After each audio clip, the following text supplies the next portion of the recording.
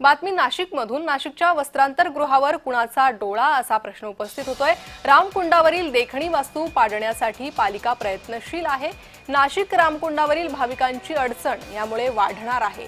नाशिकच्या रामकुंडावर स्नानासाठी येणाऱ्या भाविकांना कपडे बदलण्यासाठी बांधलेली वास्तू पाडण्याची भूमिका पालिकेकडून घेण्यात आल्याचं समजत आहे। नाशिकच्या पुरोहित संघानं याचा कडाडून विरोध केलाय। वस्त्रांतरगृह पडले गेल्यास भाविकांची गैरसोय होईल, खास करून महिलांसाठी असुरक्षित वातावरण तयार होण्याची भीती व्यक्त केली जाते। या निमित्तानं नाशिकच्या पुरोहित संघाचे अध्यक्ष सतीश शुक्ल यांच्याशी चर्चा केली आहे आमचे प्रतिनिधी किरण गोटोरे यांनी।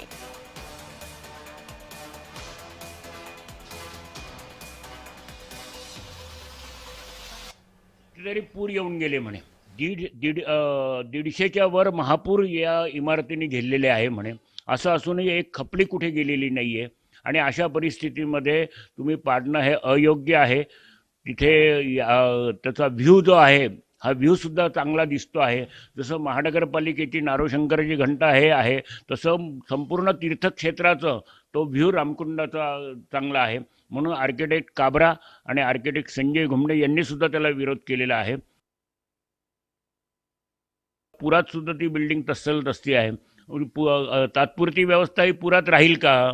नंतर गर्दी जर एवढी प्रचंड होणार आहे तर त्या गर्दीमध्ये तुम्ही रस्त्यामध्ये कुठे ठिकठिकाणी करणार?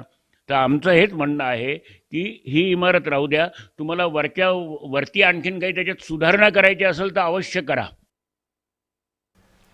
तर वस्त्रांतरगृहावर कुणाचा डोळा आहे असा प्रश्न उपस्थित करण्यात येतोय, कारण रामकुंडावरील देखणी वास्तू पाडण्यासाठी पालिका प्रयत्नशील असल्याचं कळतंय।